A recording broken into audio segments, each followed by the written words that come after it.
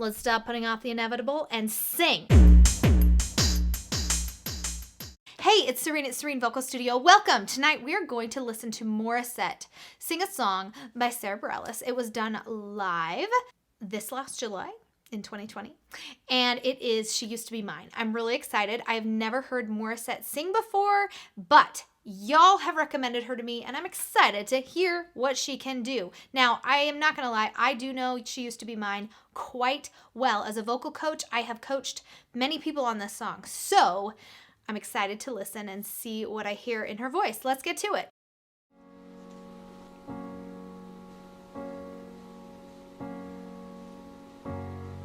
It's not simple to say that most days I don't recognize me, that these shoes and this apron, that place and its patrons have taken more than I gave them. Nice. She has some really nice qualities about her voice. Beautiful low notes I hear happening. And she also is telling the story. It's not just like notes all the way through. She has the inflections within her voice. She has the breaths where they need to be. Let's keep going. It's not easy to know. Yes. I'm not anything that I used to be, although it's true I was never attention sweet center. I still remember that girl. What's interesting about her voice is that sometimes she will take little lifts, but they're not actually breaths. Some people would think they might be breaths, but they're not. They're just like a lift, and then she keeps singing. It's in technical terms, it's like a little tiny decrescendo, and then she keeps singing. So the breath just continues. If you were an inexperienced singer, you might be thinking she's breathing quite a lot, but really she's not, because it's all very connected still. She's imperfect, but she tries. She is good, but she lies. She is hard on herself. She is broken and won't ask for help. Love it. I love this first chorus because, is that a car? That's a loud car. What can I say? I love this first chorus because generally it should be a little bit more restrained than other parts of the song. And honestly, it might be one of my favorite verses because of how restrained it is.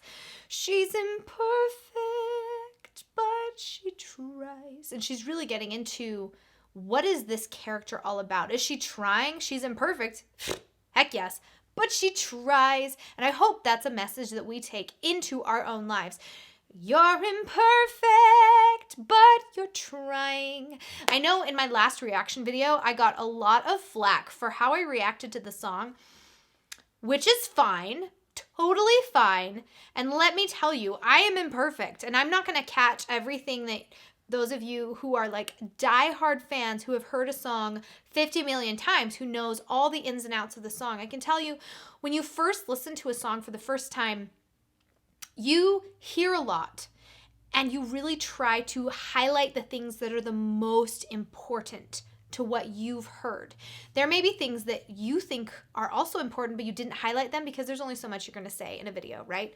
But in terms of this song, I kind of know how it goes, and so I can more easily like talk about the details of how she's singing the song. But her voice itself is one that I've not heard before. So let's keep going. She is messy, but she's kind. She is lonely most of the time. She is all of this mixed up and baked in a beautiful pie. She is gone, but she used to be mine. Yes, and the restrain continues. I can tell that she has a very big voice, but the true mark of somebody who is an amazing artist and singer is somebody who can use that big voice with restraint. When you learn that restraint, you become a lot more powerful because you know when the right moments are to bring out that voice, and then you know when you need to bring that voice back a little bit. And it's important to be able to know when those things are. Some people really have a natural knack for it, but then other people really have to be taught. And some people are just oblivious. Yeah. It's not what I ask for. Sometimes life Nice. slips in through a back door and carves out a person and makes you believe it's all true. Nice. What's really great about what she's doing with this song is she is keeping the integrity of the song itself, but there are little things she's doing here and there to make it her own, which is really refreshing. Now I got you. You're not what I asked for. If I'm honest, I know I would give it all back for a chance to start over and rewrite an ending or two. Yes. She did that section so nicely. And the transitions within her voice were flawless, really.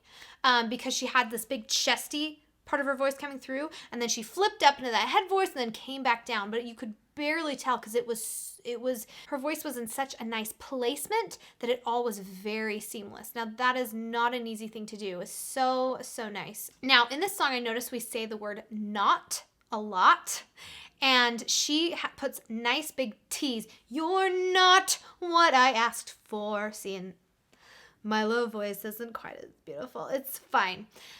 Not, but she puts on that nice big t, what I asked for, because there is a tendency to say, you're not what I asked for, right? But really, you want to say, you're not what I asked for. It's very well enunciated. So if you don't have good enunciation, musical theater can totally help you with that. For the girl Growl. that I know who'll be reckless just enough. Nice. Who gets hurt, but who learns how to toughen up. Oh my goodness. She's really investing in her growl right here, which is really nice. And she did have that one growl followed by some of that breathiness, which is a very quick transition. I really like it because you're really getting into the grit of the song right here. And a lot of people don't know how to use their growl when they're singing. They can growl by itself, right? But then when you actually put it into a song, that's something that you have to practice over and over and over again. So there's two techniques that I kind of put in the same boat. They're not the same thing, but they're a similar type of thing. Would be a growl and a fry. Now the growl is going to be that right? That more of that really grinding sound. And vocal fry is going to be like the sound of a distressed teenager when they're asked to do a job, right?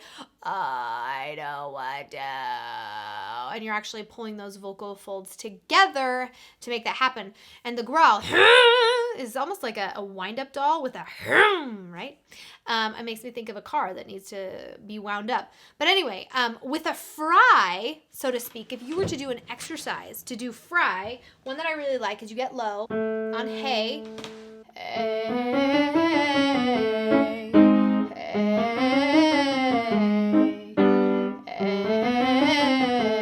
Now that would be a good exercise to get some fry into your voice. Now, if you were going to work on a growl, I would do something more like hey,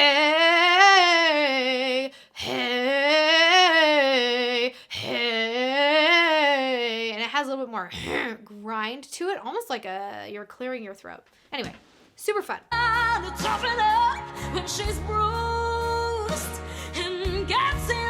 that growl. And then she'll get stuck and be scared of the life that's inside her, getting stronger each day. It finally reminds her to fight just a little. Wow. To bring back the fire in her eyes. That's been good, but she used to be mine. Lots of space on mine.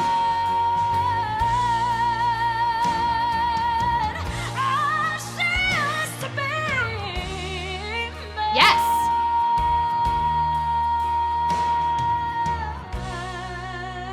Yes. She made that her own. Those held out notes are not, they're really long and they're not easy, you know? But as she was singing it, it was giving me inspiration. I have, one of my students, is she still singing this song? One of my students is singing this song right now still. I think, actually, she's laid off of it for a minute because she's focusing on recital song. But in this held out, I feel like I just got the inspiration that you need to do something with it to make it your own right here, so it's a little bit less boring for people to listen to, and so that you can get through these long notes without being like, you know, going sharp, going flat, having intonation problems, so to speak, and making it just yours, doing something with it, because it's just like this empty canvas of space. It's like, do something with me, right?